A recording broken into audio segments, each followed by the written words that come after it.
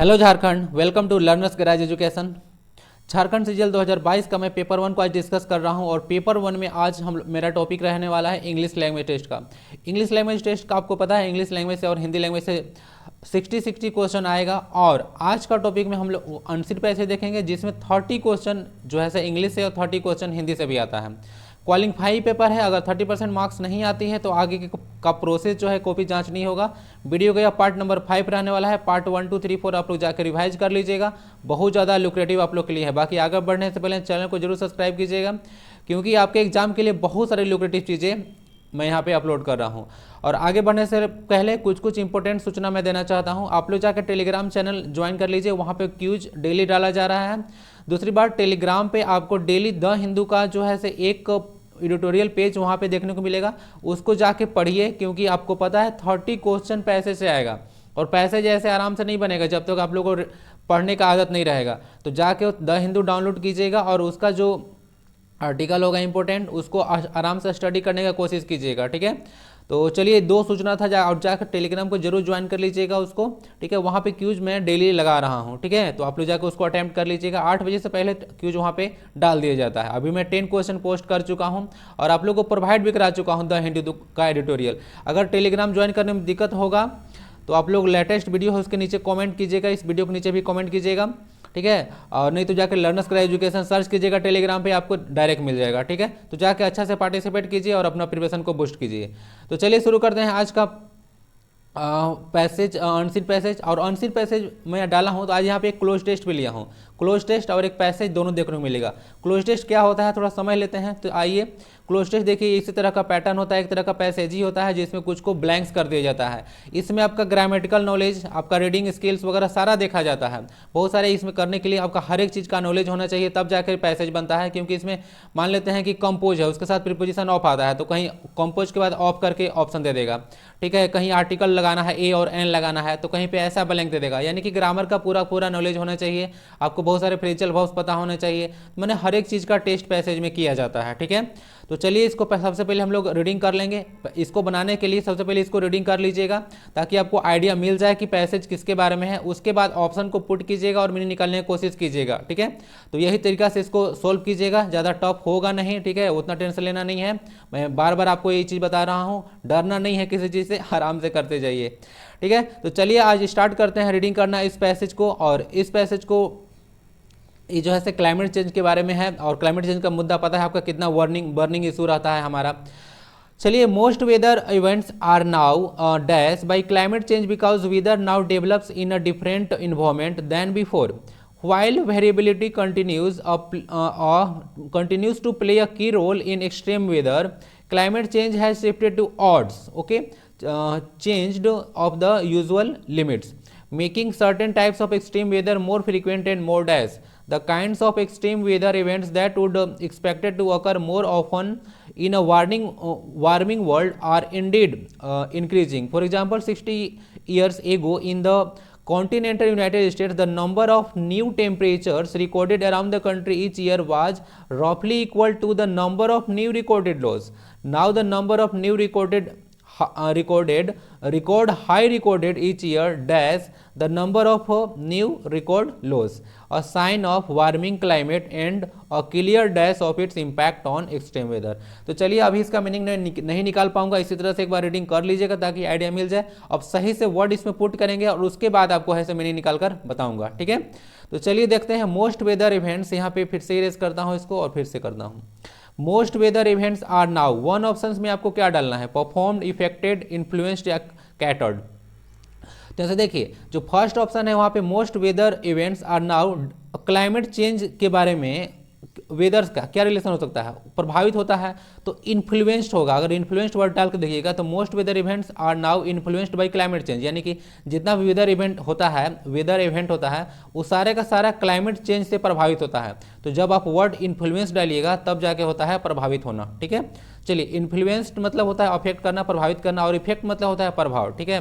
तो ये दोनों में अंतर नहीं होना चाहिए। इफेक्ट मतलब होता है प्रभाव, जबकि अफेक्ट मतलब होता है प्रभाव डालना। तो दो ठो वर्ड होता है, तो उसको भी तो कन्फ्यूजन दूर होना चाहिए। समझ चुके हैं ना। तो इसमें क्या हो जाएगा, इसमें हो जाएगा आपका इन्फ्लुएंस। तो इन्फ्लुएंस्ड वर्ड डालिएगा तब अच्छा से इसका निकल जाएगा कि most weather events are now influenced by climate change because weather now develops in a different environment than before. मैंने आज के तुलना में जो इन्वायरमेंट हमारा है, ठीक है, मैंने पहले की तुलना में जो आज हमारा इन्वायरमेंट है वो थोड़ा अलग ही डायरेक्शन में जा चुका है, ठीक है। तो प्रभावित हो चुका है किससे, हमारा जो है से क्लाइमेट चेंज से। कौन, वेदर। वेदर और क्लाइमेट में अंतर आपको मालूम है ना, थोड़ा सा बताता हूँ। एक होता है वेदर, एक होता है क्लाइमेट। देखिए वेदर में बहुत सारा चीज़ फैक्टर मैटर करता है, जैसे कि कोई पार्टिकुलर मोमेंट पे वहाँ पे टेम्परेचर कितना है, ह्यूमिडिटी कितना है, ठीक है, रेन कितना होता है, ओके। तो ये सब चीज़ को मिलाकर जो होता है पार्टिकुलर मोमेंट पे, पार्टिकुलर टाइम पे, तो उसको वेदर बोलते हैं। और यही सारा जो मोमेंट होता है, जैसे कि वेदर अगर किसी पार्टिकुलर एरिया में बहुत लॉन्ग समय के लिए है तो उसको क्लाइमेट कहा जाता है, ठीक है। तो शॉर्ट टाइम मोमेंट होता है वेदर और लॉन्ग टाइम मोमेंट होता है क्लाइमेट, ठीक है। तो इसके बीच थोड़ा सा डिफरेंस आपको मालूम होना चाहिए। तो ये चीज़ हो गया आपका। तो फिल इन द ब्लैंक्स आपका 1 भरा गया। और मीनिंग निकाल कर देख लीजिएगा, यहाँ पे मीनिंग पर था। दूसरा बात करते हैं ब्लैंक नंबर 2 का। While dash variability continues to play a key role in extreme weather, इसको पढ़िए थोड़ा सा देखिए। While natural possibility predict या wrong, क्या होना चाहिए।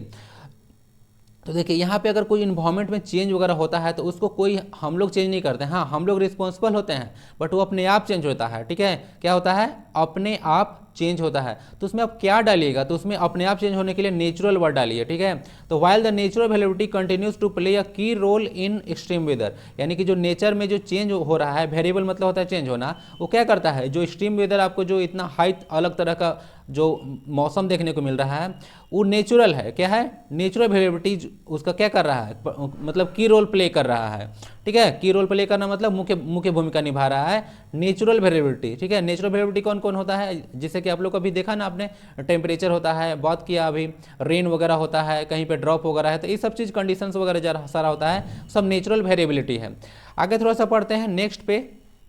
देखिए नेक्स्ट पैसेज को ध्यान से देख लीजिएगा। तो हो गया ना, extreme weather climate change has shifted to odds. Odds मतलब होता है थोड़ा सा निगेटिव डायरेक्शन में, and change the usual limits, यानी कि जब ऐसा कंडीशन हो गया तो थोड़ा सा अलग डायरेक्शन में चला गया, और जो पैटर्न क्लाइमेट का, वेदर का होता था उससे थोड़ा सा अलग डायरेक्शन में हो गया। जैसे कि चेन्नई वगैरह में असमय बाढ़ आ जाता है, ठीक है, वो समय असमय सूखा पड़ने लगता है। तो ये सारा चीज़ होता है, क्या होता है, वही अनयूजुअल लिमिट्स है हमारा वेदर और क्लाइमेट का। Making certain time of extreme weather more frequent and more dash. चलिए, तो क्या होता है, अब ऐसा हो जाता है तो कुछ तरह क्या होता है, एक्सट्रीम वेदर हो जाता है, मतलब मौसम वगैरह देखने को क्या मिलेगा आपका, थोड़ा सा अलग तरह का हमारा गजब मिलेगा, थोड़ा सा ज़्यादा गर्मी, ज़्यादा ठंडा, इस तरह का चीज़ होता है। तो extreme weather and extreme weather है more frequent and more dash what, rare, less, warmer या इंटेंस। तो देखिए यहाँ से कहना चाह रहा है कि वेदर क्या होता है, एक्सट्रीम हो जाता है, क्या हो जाता है, एक्सट्रीम। और यह देखने को आपको बहुत जल्द मोर फ्रीक्वेंट मिलेगा, मतलब हमेशा देखने को मिलेगा, और जब भी देखने को मिलेगा वो क्या होगा, ज़्यादा होगा, मतलब इंटेंस होगा। तो जब इंटेंस वर्ड यहाँ पे डालिएगा तब जाके इसका मीनिंग लगेगा, यानी कि ज़्यादा जल्दी से देखने को मिल रहा है, और जब भी आ रहा है देखने को मिल रहा है थोड़ा सा अलग ही डायरेक्शन में हो रहा है, बहुत ज़्यादा हो रहा है।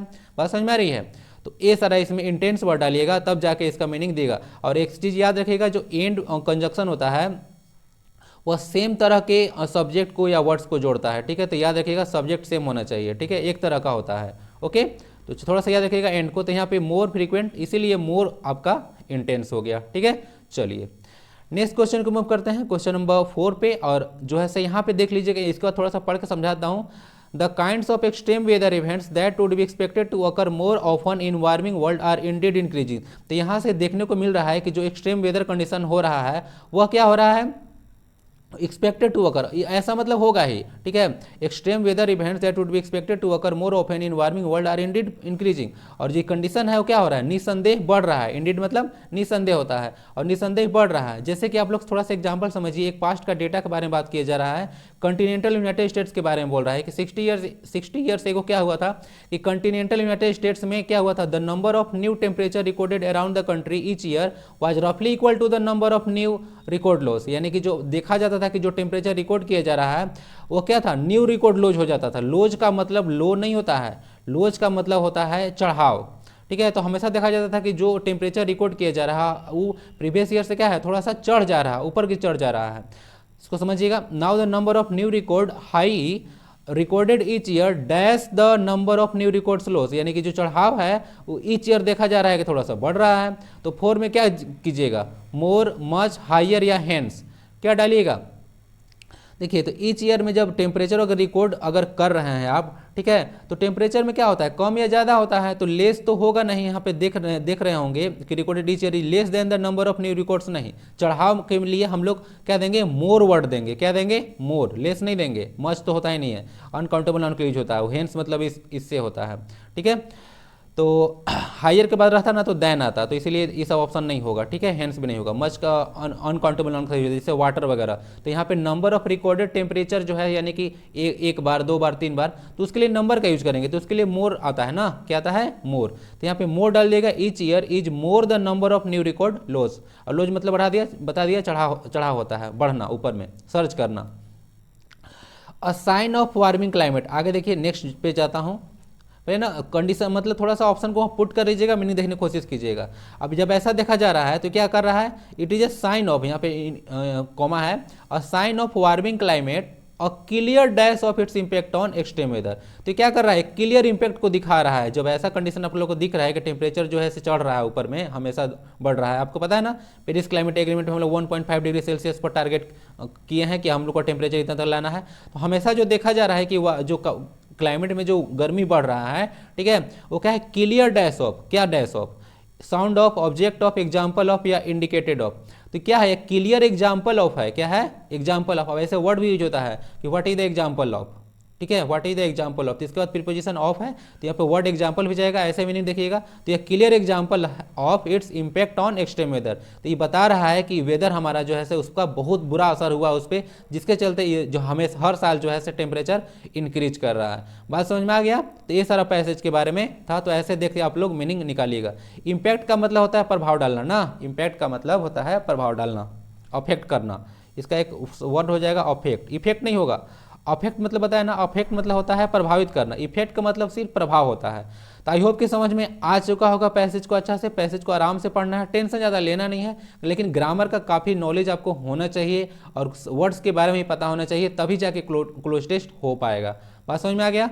तो चलिए, ये पैसेज इसी के बारे में था, क्लाइमेट चेंज वगैरह के मामले में। और आप लोग जाकर टेलीग्राम पे जरूर पढ़िएगा, 1 आर्टिकल 2 आर्टिकल डेली पढ़िएगा, क्योंकि आपका रीडिंग स्किल सही नहीं रहेगा तो पैसेज वगैरह क्लोज टेस्ट वगैरह नहीं बनेगा, ठीक है।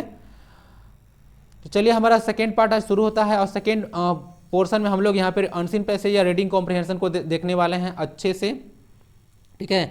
तो चलिए शुरू करते हैं, और इसको भी जो है से आप लोग अच्छे से पढ़ लेना है, और उसके बाद यहाँ पे जो 4 ऑप्शन प्रोवाइड किया जाएगा, ठीक है, और उसके बाद उसको आप लोग देख लेना है कि कौन सा सही आंसर होगा। और इसके लिए ना आप लोग को ज़्यादा तो बड़ा थोड़ा सा पैसेज रहेगा, पैसेज यहाँ पर रिलेटिवली छोटा है, पैसेज थोड़ा सा रहेगा।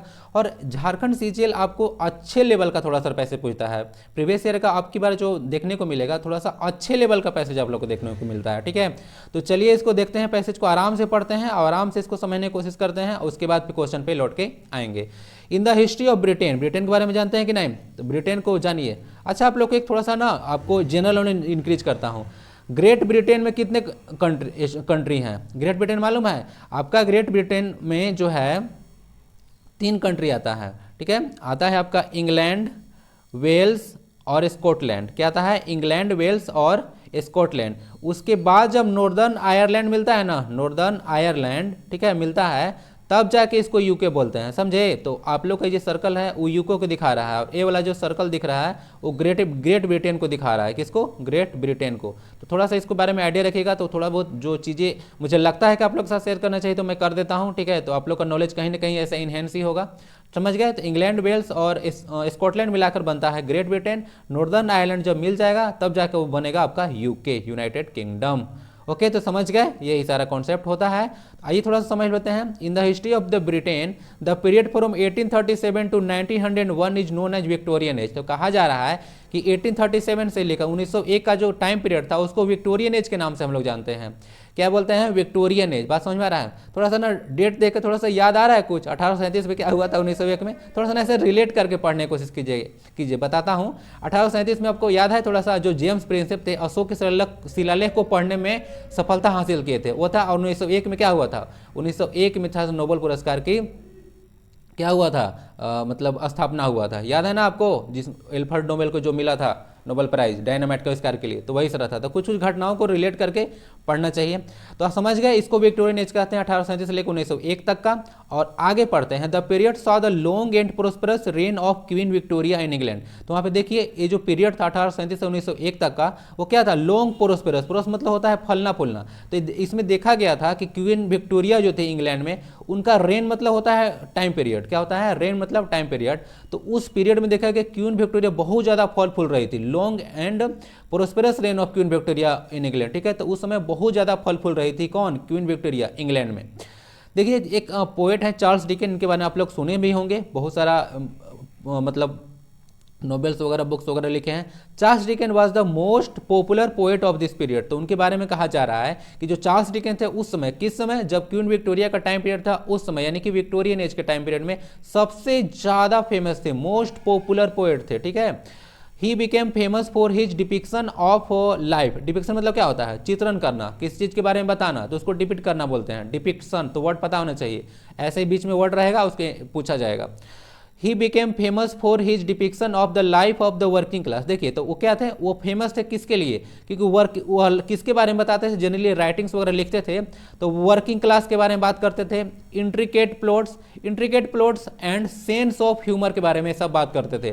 ठीक है, क्या होता था, इंट्रिकेट प्लॉट्स और सेंस ऑफ ह्यूमर के बारे में बात करते थे। तो इनका जो आप लोग देखिएगा कि जो कहानी वगैरह होता था, ये सब चीज़ें वर्किंग क्लास, इंट्रिकेट प्लॉट्स और सेंस ऑफ ह्यूमर के बारे में काफ़ी ज़्यादा बात किया जाता था।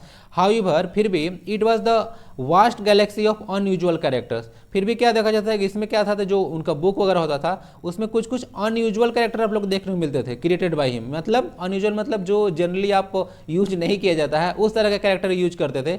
That made him most popular. कहने का मतलब है कि यह जो अजीब तरह का जो क्राइटेरिया था इनका, मतलब कोई भी घटना को चित्रण करने का, वह जो था उनको और ही ज़्यादा क्या बनाता था, पॉपुलर बनाता था।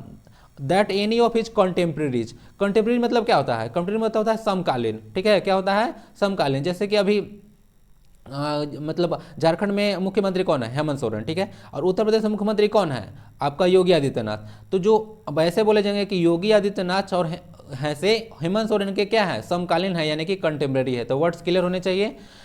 अब देखिए, थोड़ा सा आगे पढ़ते हैं। ड्रॉन फ्रॉम एवरीडे लाइफ, यानी कि everyday life, the world around him, these characters were such that readers could relate to them. यानी कहने का मतलब एवरीडे लाइफ, यानी कि रोजमर्रा की जिंदगी का वो बात करते थे अपना राइटिंग में। वर्ल्ड अराउंड हिम, उनके चारों ओर जो घटित होता था घटना, उनके बारे में लिखते थे।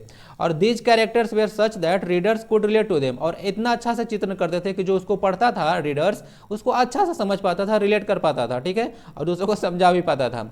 आगे देखते हैं, बिगनिंग विथ द पिकविक पेपर्स। ध्यान दीजिएगा, पिकविक पेपर्स के बारे में बात की जा रही है इन 1836। ठीक है, तो पिकविक पेपर्स में शुरुआत में क्या लिखे थे, वो सबसे पहले पिकविक पेपर्स लिखे थे 1836 में।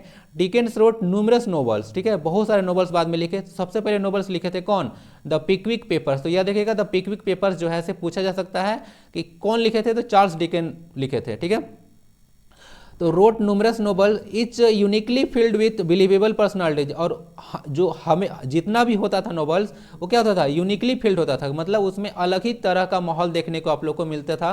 With believable personalities and vivid physical description. मतलब बिलीवेबल पर्सनालिटी मतलब एक ऐसा पर्सनालिटी जिसके बारे में आप क्या कर सकते हैं, उन पर बिलीव कर सकते हैं, उसका चित्रण किया जाता था। एंड विविड फिजिकल डिपिक्शन, विड मतलब होता है आपका क्या, स्पष्ट तरह का। तो एक तरह से फिजिकल डिस्क्रिप्शन जितना भी होता था वो बहुत ही सुस्पष्ट तरीके से उसमें दर्शाया जाता था। अकॉर्डिंग टू डिकेंस फ्रेंड, देखिए डिकेंस का फ्रेंड के बारे में बात की जा रही है, एंड बायोग्राफर। क्या चीज, Dickens friend and biographer John Forster. क्या नाम है उनका, जॉन फ्रोस्टर, जो क्या है, फ्रेंड है और बायोग्राफर भी हैं। Dickens made characters real existence not only by describing them but letting them describe themselves। ठीक है, कह रहे हैं कि ऐसा कैरेक्टर वो ऐसा बनाए थे कैरेक्टर्स को, कैरेक्टर्स रियल एग्जिस्टेंस। क्या बनाया, फ्रोस्टर बोलते थे कि डिकेंस ऐसा काम किए कि characters real existence not only describing them, जो रियल एग्जिस्टेंस के बारे में नहीं बताता था कैरेक्टर को, but letting them describe them self. ठीक है, वो कैरेक्टर किसी चीज़ के बारे में नहीं बताता था, ठीक है, बल्कि वो खुद को ही डिफाइन कर देता था। ठीक है, तो देखिए कितना टफ थोड़ा सा लास्ट लाइन है। ठीक है, क्या बोल रहा है, character real existence not only, क्या बोल रहा है कि Dickens made characters real existence, यानी कि रियल एग्जिस्टेंस क्या किए, नॉट ओनली डिस्क्राइबिंग देम, उनको सिर्फ जो है से क्या किए, डिस्क्राइब करके नहीं बनाए, but letting them describe themselves, यानी कि ऐसा बना दिया कि कैरेक्टर वगैरह खुद को अपने आप डिफाइन कर सकता था। ठीक है, तो ऐसा ऐसा पैसेज आप लोग को देखने को मिला। ठीक है, तो समझ चुके हैं इस पैसेज को अच्छा से। अब थोड़ा सा आते हैं, अब पैसेज यार ज़्यादा टफ नहीं होता है। ठीक है, आप लोग को प्रोवाइड करा रहा हूँ टेलीग्राम पे ना, उसको डेली रीडिंग कीजिएगा। ठीक है, डेली रीडिंग कीजिएगा, आपका देखिएगा बहुत जल्दी टेंशन दूर होने लगेगा। ठीक है, थोड़ा सा शुरू में नहीं पढ़ते होंगे तो टाइम तो लगेगा, बट पढ़िएगा उसको अच्छा से और उसका मीनिंग खोजने की कोशिश करके थोड़ा सा ना मीनिंग निकालने की कोशिश कीजिएगा। ठीक है, क्योंकि यार कुछ भी धारा धाराया नहीं मिलता है यार, कुछ तो करना पड़ेगा आपको। ठीक है, तो चलिए शुरू करते हैं आज का फर्स्ट क्वेश्चन इस पैसेज का, और जिसमें कहा गया है कि the period between 1837 and 1901 was known as the, तो उसको हम लोग क्या बोलते थे, 1837 लेकर 1901 का पीरियड। तो देखिए कितना आसान है, इसको विक्टोरियन एज कहा जाता था। विक्टोरियन एज लगा लीजिए, ऑप्शन नंबर डी, हो गया खत्म कहानी। नेक्स्ट क्वेश्चन के मूव करते हैं, और नेक्स्ट क्वेश्चन जो आता है वो पूछा जा रहा है कि John Forster was Dickens what, तो जॉन फोस्टर जो थे डिकेंस का कौन थे। तो देखिए यहाँ पे लाइन देखिएगा, according to Dickens friend and biographer, तो कौन थे, फ्रेंड एंड बायोग्राफर, तो कौन ऑप्शन चला जाएगा, ऑप्शन चला जाएगा सी। तो इतना इजी पैसेज आएंगे आपसे। ठीक है, क्वेश्चन नेक्स्ट पे जाएंगे, द वर्ड डिपिक्शन, हाँ अब बोला ना ग्रामर का पोर्शन पैसेज में जरूर डालेगा, क्या डालेगा, ग्रामर का पोर्शन जरूर डालेगा। याद रखिएगा, एक सिनोनिम पूछ सकता है, एंटोनिम पूछ सकता है, कुछ तरह का ये सिनोनिम पूछ दिया है। ठीक है, कोई इडियम्स आएगा पैसेज में तो बोलेगा उसका मीनिंग क्या है, तो इस तरह से पूछेगा ही पूछेगा। ठीक है, पैसेज देगा तो उसमें एक दो क्वेश्चन आप उससे एक्सपेक्ट कीजिएगा कि ऐसा आने ही वाला है।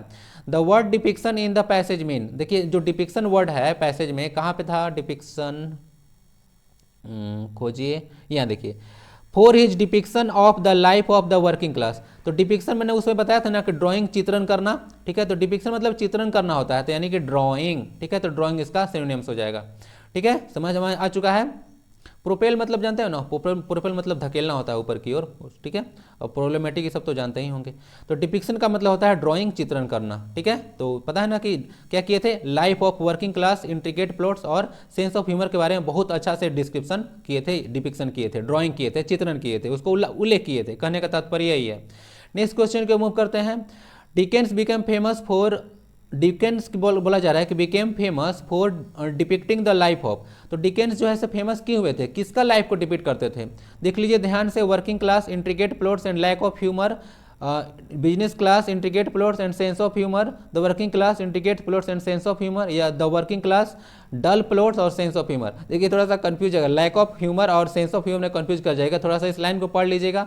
Working class, intricate plots and sense of humour के बारे में बात ज़्यादा करते थे, इसी चलते बहुत ज़्यादा फेमस हो चुके थे। ठीक है, बोला गया था ना कि he become famous for his depiction of, तो ये ज़्यादा फेमस किसके लिए हुए थे, क्योंकि वर्किंग क्लास, इंट्रिकेट प्लॉट्स और सेंस ऑफ ह्यूमर के बारे में बहुत अच्छा से बात करते थे। तो यहाँ से देखिएगा तो working class, intricate plots and sense of humour आपका ऑप्शन नंबर सी में जाएगा, तो ऑप्शन नंबर सी को लगाइएगा, आपका सही हो जाएगा। ठीक है, देखिए ऐसे ऐसे पैसेज को आराम से करते जाना है। अब नेक्स्ट क्वेश्चन को मूव करते हैं। नेक्स्ट क्वेश्चन आपका आता है question number 5, Dickens character were drawn from, तो डिकेंस जो कैरेक्टर थे वो ड्रॉ करते थे, वो कहाँ से ड्रॉ करते थे, everyday life and world beyond him, royal families, everyday life और वर्ल्ड अराउंड हिम, या अनबिलीवेबल पर्सनालिटी, किसके बारे में बात करते थे।